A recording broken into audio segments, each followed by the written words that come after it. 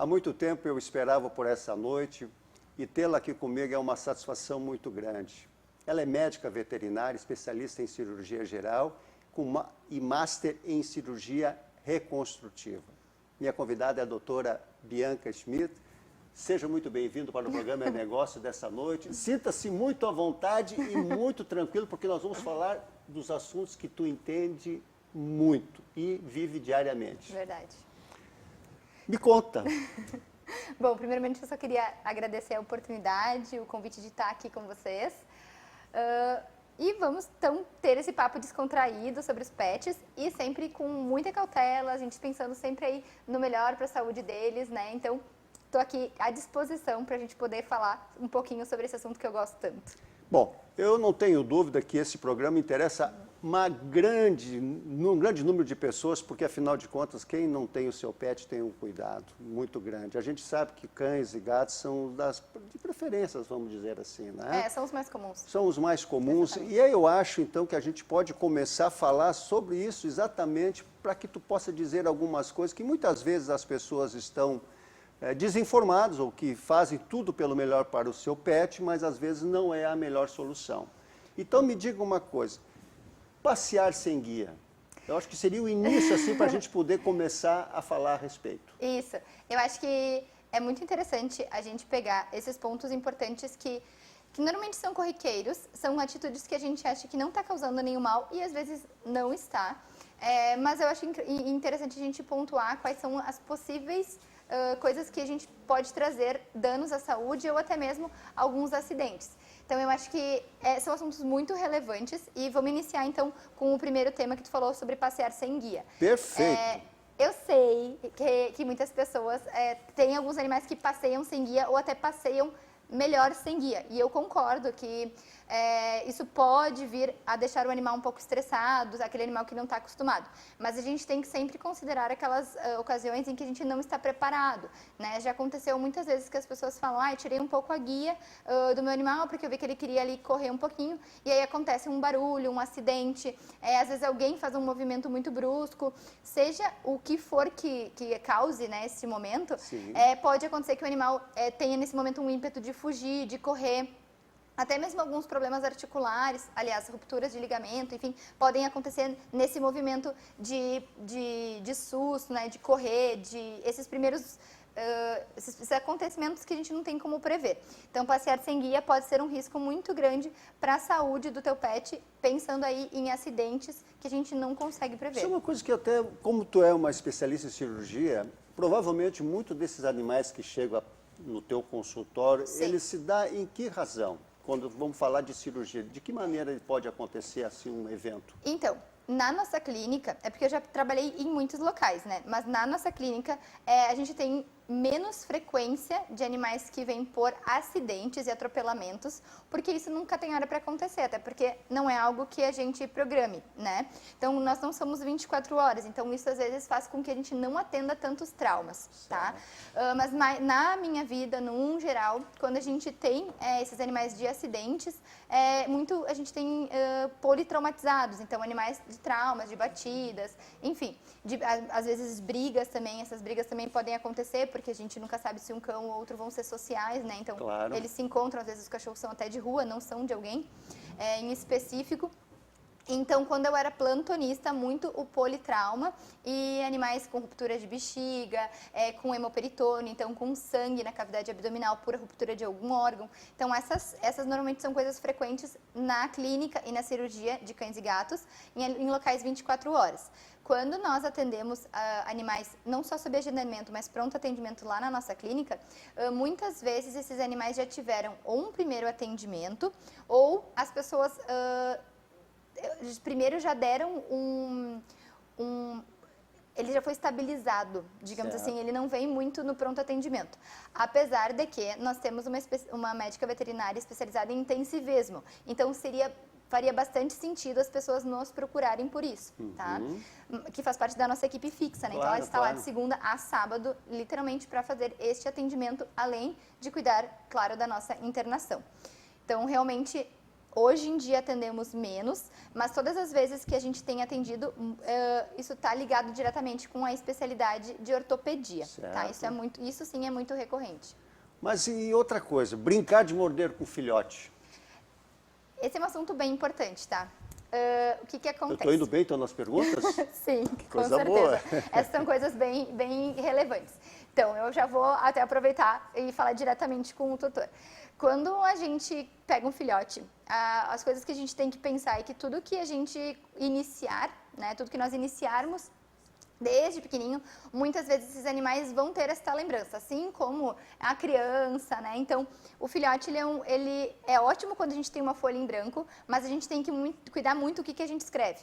Então, quando a gente faz essas brincadeiras, principalmente com gatos, usando a mão, a gente pode tornar eles muito reativos. Principalmente ao toque, a pegar, então a chegar com a mão, eles vão sempre achar que é uma brincadeira, eles vão sempre tentar morder. Então eu acho isso importante, porque é melhor a gente sempre achar objetos para brincar com eles, né? Então, principalmente o gato. Então, ter alguma peninha, qualquer brinquedo que a gente puder comprar, né? Para os gatos seria mais interessante do que a gente ficar fazendo esse estímulo. A gente vai bater na especialidade de comportamento animal, né, que também é uma especialidade veterinária, tá? Existem vários profissionais que podem ser somente comportamentais, né, de animais, e veterinários comportamentalistas. E eu acho muito relevante, muito importante ressaltar que essa especialidade eu valorizo muito quando é um médico veterinário, porque às vezes o teu animal tem algum problema ou alguma doença, entende? Ele pode estar com dor, ele pode estar com desconforto, e o médico veterinário tem essa propriedade para fazer o exame físico também. Tu né? dizes isso em função de que, de repente, o próprio tutor está estimulando para o animal brincar alguma coisa e não tem essa identificação de que ele possa vir tendo um problema? É mais ou menos isso? Não, na verdade são dois assuntos separados, na minha opinião. Eles se complementam. Está valendo, a tua opinião. Eles se complementam, mas, por exemplo, um é sobre a parte de comportamental e a gente talvez até instigar esse comportamento um pouco mais agressivo. Então, essa é a parte importante que a gente tem que cuidar no início da vida e também, às vezes, ter um certo acompanhamento de um profissional do comportamento animal. E a segunda parte, pode repetir a pergunta para eu dar a continuidade? Não, é justamente em função de que aquela coisa de brincar com o filhote estava falando sobre o comportamental e também pelo próprio médico veterinário que teria condições de poder analisar e dizer exatamente o que pode estar acontecendo. É que quando o médico veterinário ou comportamentalista normalmente entra na jogada, né, a gente já tem uma certa idade, é difícil. Um animal muito cedo, assim, quando a gente vai adaptando e tentando fazer as coisas da melhor maneira, né, e ter a orientação correta, a gente precisar. Claro, a adaptação é sempre um período delicado, então a gente tem que respeitar as particularidades daquele animal. Né? Normalmente vai ser um filhote. Um filhote, ele tem essas particularidades de filhote. Sim, quando a gente adota um cão adulto, às vezes ele já vem com alguns traumas. Então, algumas coisinhas a gente vai pontuando ao longo da conversa, eu vou explicando melhor. Pessoal, vocês podem ver que a doutora Bianca tem um conhecimento e é o dia a dia dela. Portanto, é muito fácil de se falar e ela, por todo esse conhecimento, consegue colocar da maneira mais clara e bastante objetiva. E isso é muito bom. Por isso que nós temos bastante assuntos e para falar de tudo isso que envolve esses nossos pets, não é só num programa, mas eu só já disse para ela. E ela já disse que aceita um próximo convite para a gente poder falar um pouco mais, porque hoje nós estamos dando o pontapé para falar exatamente dessa medicina que é tão importante para todos os nossos pets. Mas tu sabe que eu sou do tempo que a gente, quando tinha um animal, a gente dava resto de comida. Esse é um assunto polêmico. Pois é, a gente dava resto de comida porque não existia outra coisa. Hoje a gente se vê que existe uma indústria muito grande. Sim. Mas vamos fazer exatamente, porque os animais também antes viviam fora de casa, não estavam tão vinculados a estar nesse ambiente familiar, eles estavam mais pela rua, então fazia tudo daquele jeito que a gente já sabe. Sim. Mudou demais isso, né? Mudou demais. Por favor, então me coloque com relação aos restos de comida e o que isso envolve numa relação de tutor com o animal. Tá. Esse momento eu vou precisar de um pouquinho mais de tempo, porque é o seguinte, quando a gente vai falar de alimentação, o assunto polêmico dos restos de comida, né? Quando a gente dá restos de comida para os nossos animais, a gente está não pensando na nutrição, num primeiro momento como médico veterinário, e sim sobre alimentos que podem ser potencialmente tóxicos, né? Quando a gente faz a nossa alimentação, a gente tem alimentos que são corriqueiros na nossa alimentação e que não são tóxicos pra gente. Quais que são os principais que normalmente a gente utiliza em molhos, né? Ou nos nossos temperos? O alho e a cebola. Então, quando a gente dá restos de comida com molho, claro que não vai dar a cebola inteira, né? Mas a gente pode ter possibilidade de intoxicação por causa disso. E às vezes, não sei, peixe, batata, as pessoas têm muito esse hábito de fazer com cebola umas rodelas um pouco maiores. Então, isso é totalmente proibido, é tóxico.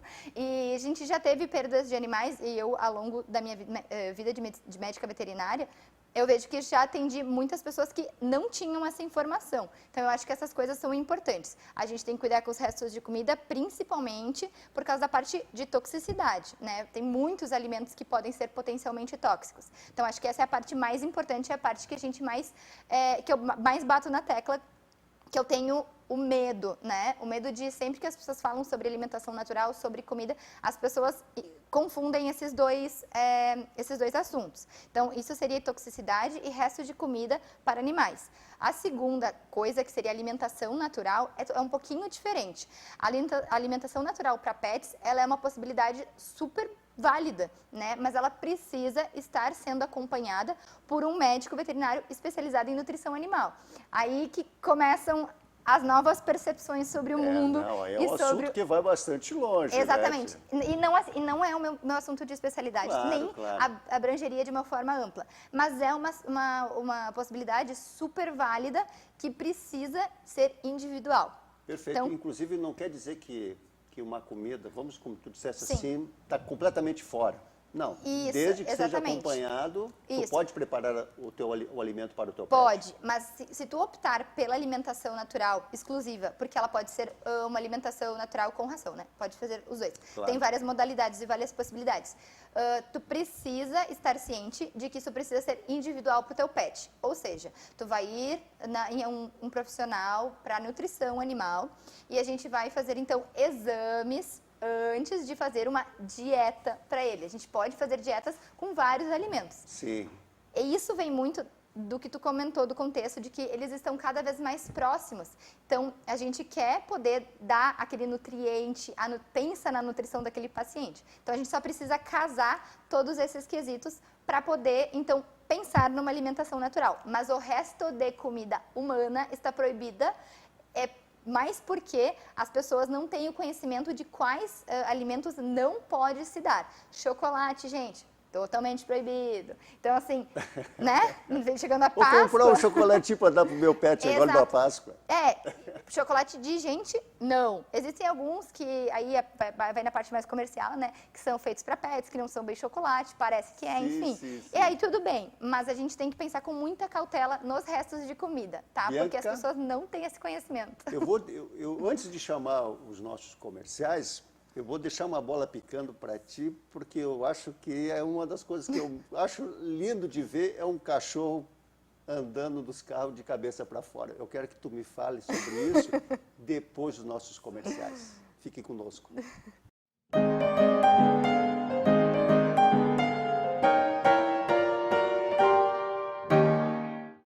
Olá, como você já sabe, sou Jorge 3 do programa É Negócio, que vem sendo um sucesso de audiência em Novo Hamburgo e região.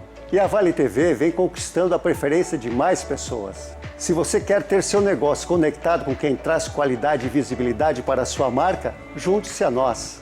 Entre em contato conosco.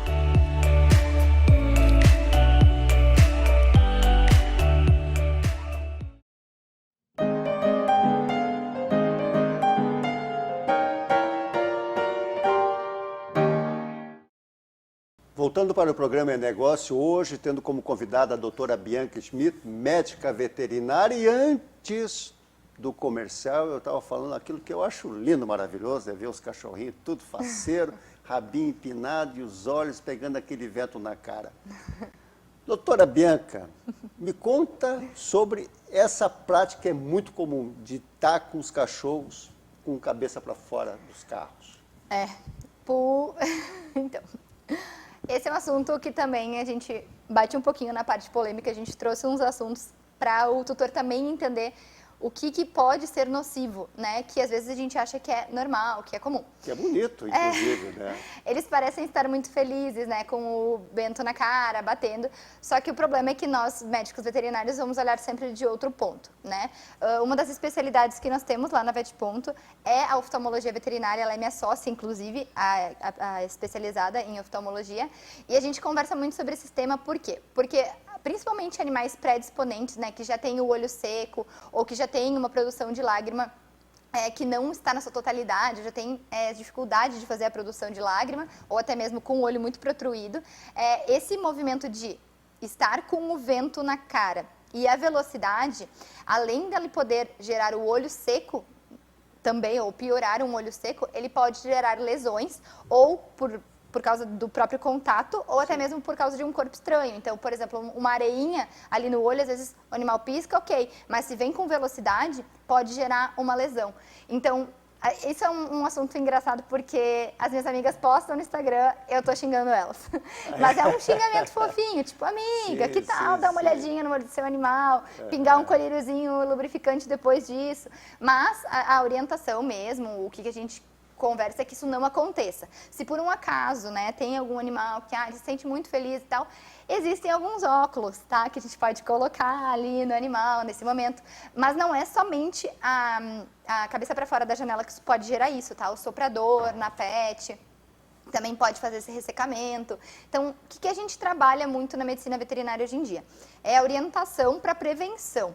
Para mim, não é negócio, é que um animal chegue doente por uma falta de informação, claro, né? Claro. A gente está trabalhando na medicina veterinária pensando também em prevenção. Então, quando a gente tem esses momentos, eu gosto sempre de falar abertamente sobre isso, exatamente para o tutor entender que pode ser muito legal, pode parecer que é muito legal para ele, e aí 1, 2 dias depois está o cachorro lá com o olho fechado, com o olho piscando, e tu pensa, o que foi que eu fiz? Eu poderia ter feito algo diferente. Eu vejo muitas pessoas perguntando, a culpa é minha? Sentimento de culpa, é terrível isso. E às vezes não é que mas indiretamente a gente poderia ter pensado em como ter prevenido isso. Então eu acho que esses assuntos são relevantes e eu, como amiga, sou um terror, porque eu já falo, amiga, pelo amor de Deus. Eu vou te encontrar uma hora dessa lá na clínica se continuar desse jeito. Exatamente. Mas eu até vou nessa batida aí, porque todo santo de casa daqui a um pouco acha que pode fazer um milagrezinho e tal. Aí vem um cachorro que dá aquele negócio, ou tá um pouquinho febril, vamos dizer assim, estou chutando agora, tá? Aí o cara chega e diz, olha, já que eu tomo esse negócio para meu uso, de repente, se eu botar um pouquinho lá com água, dar uma picadinha, posso dar para o cachorro também. Isso também é possível que as pessoas façam também, de usar para pet medicamento que é para uso deles? Eu já imaginava que essa pergunta ia vir. O que acontece? A automedicação, ela não é recomendada na medicina, né? Mas a gente tem esse hábito. Quando a gente pensa em medicar o nosso pet, porque não seria automedicação, né? Seria medicar o nosso pet com medicamentos humanos, a gente tem que ter um alerta vermelho gigantesco. Por quê? Primeiro, alguns princípios ativos são tóxicos, né? Diclofenaco, ibuprofeno, né? Que são coisas que a gente toma assim, às vezes, sem nem pensar. Segundo, dose, né? A diferença entre o remédio e o veneno é a dose, independente se ele é ou não, se ele pode ser utilizado para a gente ou para os pets. Então, a gente tem que sempre cuidar, assim, também com a dose, a frequência, enfim, tudo. Então, eu desrecomendo totalmente fazer qualquer tipo de administração de medicamento sem a orientação do médico veterinário, tá? Já não orientaria na parte humana, mas não é minha área. E na parte da medicina veterinária, com certeza, está totalmente proibido, tá? Eu fico imaginando quando tu vai conversar com um tutor que chega lá explicando e tu começa a dizer isso aí. Eu acho que a pessoa vai se enterrando muitas vezes porque ela passa a ter um sentimento de culpa, de repente, sobre isso. Eu falo, na verdade, assim, quando alguém me faz uma pergunta direta, eu tenho uma postura completamente diferente do que no consultório. Mas é exatamente o que eu estou dizendo, porque a pessoa, de repente, ela queria fazer o melhor e sem a informação, e tu estás passando a informação que é a corretíssima. Sim. E a pessoa fica, então, daqui a um pouco se cobrando que estava fazendo sem a informação, é lógico. quando eu dou a informação, eu sou um pouquinho mais incisiva porque nada está acontecendo, né? Então, eu não estou com um paciente na minha frente que está precisando nem do meu auxílio, nem uma pessoa que está levemente sensibilizada por causa disso. Claro. Então, nesse momento, quando a gente faz uma pergunta assim muito específica de assuntos importantes, eu gosto de ser bem ferrenha para as pessoas terem a informação, para ter acesso. Mas, quando eu estou no consultório, é totalmente diferente, porque, primeiro, a gente tem toda uma anamnese, um exame clínico, então tem toda uma conversa antes para eu entender a situação, o que foi. Às vezes a pessoa, 100% das vezes, eu acho que as pessoas não têm a intenção de fazer algo contra o seu animal. Isso na clínica 100% das vezes. Então, só que a minha função ali como médica veterinária é dar a primeira atenção para o pet, o que ele precisa. Então, a saúde dele é a mais importante. E depois, quando eu converso com o tutor, a gente sempre chega num denominador comum, num fator comum, do que a gente já não pode mais fazer. Porque a nossa ideia pode acontecer sim, eu vejo que às vezes eles se sentem culpados, eu entendo de onde vem a culpa, mas é que eu não gosto de trabalhar com a culpa. Claro. Muitas vezes as pessoas batem na tecla da culpa porque é mais fácil ou às vezes porque assusta mais. Eu não gosto muito da tecla da culpa, eu gosto da tecla da reeducação, do entendimento, da compreensão do que está acontecendo, sabe? Mas eu entendo que vem esse sentimento. Eu não tenho dúvida que quando tu fazes as tuas colocações são justamente para poder... Para alertar. Para alertar. O sentimento de culpa é do tutor, que de repente gostaria de estar fazendo pelo melhor e Sim. pela não informação, por isso que é muito importante. Agora, tem uma coisa, eu tenho um cachorro lindo, maravilhoso lá na minha casa. Ele faz de tudo, mas eu queria arrumar um coleguinha para ele, resolvi pegar um gato. E aí, doutora? Cachorro com gato, o que tu me diz? Trazer um gato para dentro de casa, como é que tu acha que isso é um universo diferente? Bom, gatos são um universo diferente, eles são um mundo à parte, tá? Então, o que acontece? Toda vez que a gente vai pensar em ter um gato, ele sendo único ou ele estando num ambiente com outro gato ou com outro cachorro, a gente precisa ter muito cuidado nessa hora da introdução. O gato, ele é muito sensível ao estresse. E podem perguntar aos meus colegas especializados em felinos, que é uma área também da medicina veterinária, que realmente, toda vez que a gente faz essa introdução, a gente precisa fazer essa introdução gradual. Até mesmo quando a gente tem um gato, o gato está acostumado com toda uma rotina da vida dele, e a gente vai trocar de casa, vai fazer uma reforma, o gato, inclusive, responde a isso, tá? Que interessante. Às vezes tu vai mudar a sala, só que a sala é o lugar preferido dele. Aquele sofá é o sofá da vida dele, e tu jogou o sofá fora. E é o sofá da vida dele. Do jeito que as pessoas estão gostando de ter os pets, eles dizem assim, eu não vou me mudar por causa do meu pet. Exato. Tem gente que já disse para mim, não viajo por causa que eu não sei com quem eu vou deixar, como é que eu vou fazer. Hoje em dia a gente tem umas modalidades legais. Eu sei, mas era mais aquela coisa, totalmente diferente. Mas eu concordo contigo. Então a gente tem que cuidar. A introdução é um assunto super amplo, mas a introdução de um gato, principalmente se a gente colocar um gato em um local onde já tem outro gato ou outro cachorro, é muito sensível, tá? Primeira coisa, saúde. Fazer todos os exames, ver se esse animal tem doenças e se ele pode ser introduzido num local onde tem um outro animal, principalmente outro gato. Mas depois disso, depois que a gente conseguiu fazer essa introdução de forma gradual, a convivência em si, ela normalmente é tranquila, só que a gente precisa fazer essa introdução gradual e pensar muito bem antes se tu tem esse tempo, né? 1 mês, 2 meses, às vezes, de paciência, de cuidado, respeitar as individualidades da espécie. Então, essas coisas são mais importantes na hora da introdução de um animal, ou de um animal onde já tem outro. Não, tu sabe que eu estou falando dessa coisa de viagem, porque eu tive uma vez uma pessoa que era de minha conhecida e disse o seguinte, olha, minha filha está morando não sei em que país, e tinha algumas restrições para trazer o animal. E ela pensou assim, bom, eu vou visitar minha filha, posso até ficar alguns meses lá morando, mas eu não vou porque... Aí olha para o pet, porque eu não quero deixar ele sozinho, coisa parecida. Sim. Puxa vida, para tu ver como... Claro que isso hoje já faz mais tempo, mas é muito intenso. E por isso mesmo esse programa tem esse propósito, porque começa a mexer um pouquinho naquela coisa de ter um animal, ter um pet, vamos dizer assim, cão e gato, principalmente, que é o que nós estamos mais abordando na noite de hoje, saber que existe sempre formas de se resolver, né, doutora? Isso, exatamente. Eu acho que essa é a parte mais importante. Hoje em dia, a medicina veterinária, ela evoluiu de uma forma absurda. Muito bom. É tipo algo que eu fico muito feliz de poder ver essa evolução na medicina veterinária dentro da minha formação, antes e depois da minha formação. Então eu vejo que as especialidades veterinárias vieram aí para abrir um leque e para esmiuçar cada área e pegar o melhor de cada área da melhor forma possível, tá? Aquilo ali que tu falou em relação à parte, as pessoas às vezes deixam de fazer algumas outras coisas, eu acho que essa parte de responsabilidade afetiva ela é muito importante. Ela estar dentro das famílias, num geral, e ela ser passada das famílias dos pais para os filhos, essa responsabilidade afetiva, responsabilidade... acho que a afetiva é a maior, mas também financeira, de tempo, de espaço, né? Colocar isso num aprendizado da família também, eu acho isso incrível. Bem, pessoal, vocês podem ver que temos tanta coisa para falar, mas eu já comentei um dia com a Bianca e disse, Bianca, nós temos que também falar a respeito de algo que infelizmente acontece muito, mas ela me disse, olha Jorge, isso é um assunto muito amplo e envolve tanto um aspecto psicológico e uma série de outras coisas que é o abandono dos animais, tá?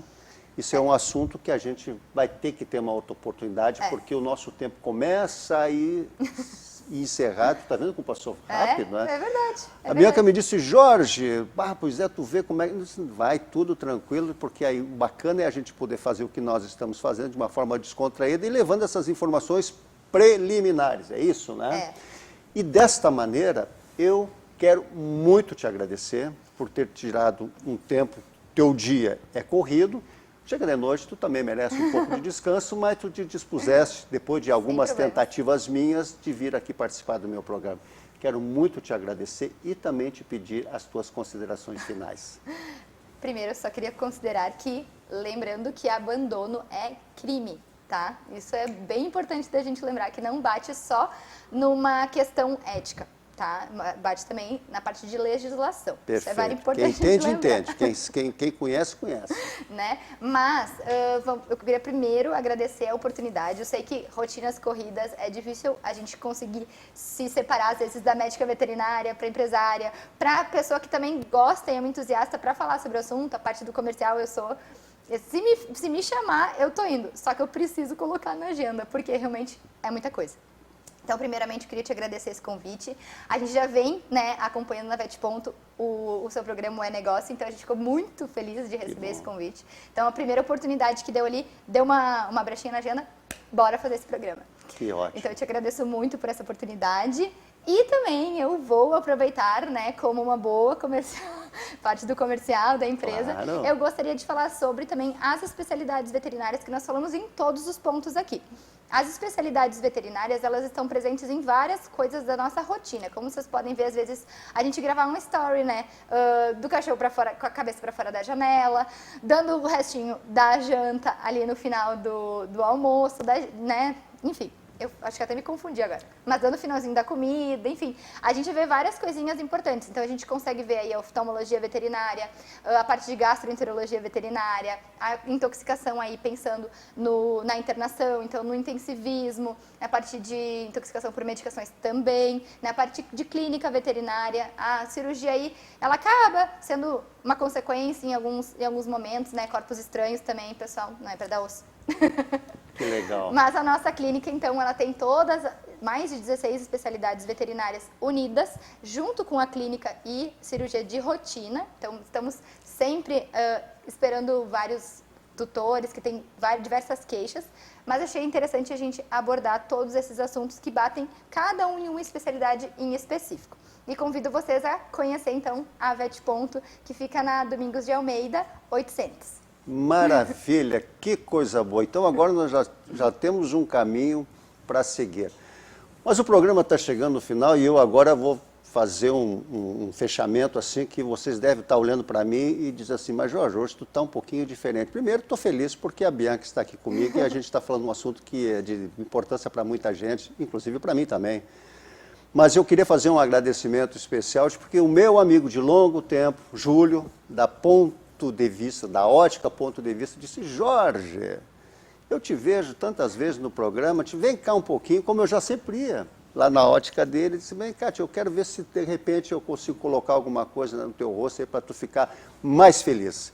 Então, vocês podem ver que hoje, pela primeira vez, eu estou com um look diferente e vai ser recorrente a cada programa, numa gentileza da ótica Ponto de Vista, do Júlio, ali da loja do Calçadão. Aliás, tu acha que eu fiquei bem com esse óculos?